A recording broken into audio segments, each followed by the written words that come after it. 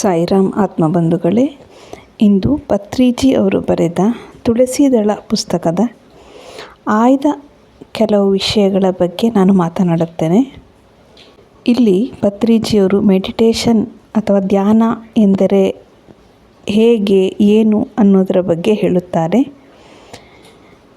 ಧ್ಯಾನ ಅಂದರೆ ಶಕ್ತಿಯನ್ನು ಸೇರಿಸುವಿಕೆ.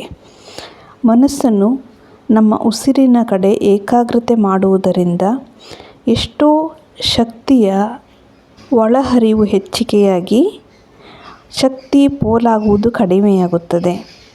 ಧ್ಯಾನವನ್ನು ಹೆಚ್ಚಿಸುತ್ತಾ ಹೋದಂತೆ ಬಾಹ್ಯ ವಿಷಯಗಳ ಕಡೆ ಮನಸ್ಸು ಹೋಗುವುದು ಕಡಿಮೆಯಾಗುತ್ತಾ ಹೋಗಿ ನಮ್ಮನ್ನು ನಮ್ಮೊಳಗೆ ನಾವು ತೊಡಗಿಸಿಕೊಳ್ಳುತ್ತೇವೆ ಹಾಗೂ ಇದು ನಿಸ್ಸಂಗಕ್ಕೆ ದಾರಿಯನ್ನು ಮಾಡಿಕೊಡುತ್ತದೆ. ಅಂದರೆ meditation is A energy conservation process which detach the person from the materialistic world.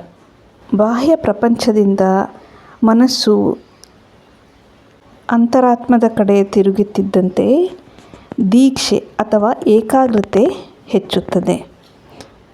ಇದು ನಮ್ಮ ದಿವ್ಯ ಚಕ್ಷು ತೆರೆದುಕೊಳ್ಳಲು ಸಹಾಯಕಾರಿ. ಅಂದರೆ ನಮ್ಮ ಏಕಾಗ್ರತೆಯು ನಮ್ಮ ಥರ್ಡ್ ಐ ಓಪನ್ ಆಗಲು ಸಹಕರಿಸುತ್ತದೆ.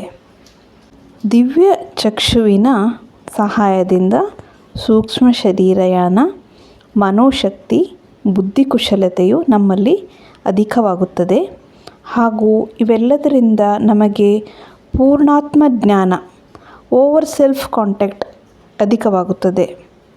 ಪ್ರತಿಯೊಬ್ಬ ಧ್ಯಾನಿಗೂ ಆತ್ಮಜ್ಞಾನವು ಬಹಳ ಮುಖ್ಯವಾಗಿದ್ದು ಇದು ದುಃಖರಾಹಿತ್ಯ, ಮುಕ್ತಿ ಹಾಗೂ ಮೋಕ್ಷಕ್ಕೆ ದಾರಿಯನ್ನು ಮಾಡಿಕೊಡುತ್ತದೆ. Third eye opening helps a meditator to astral travel.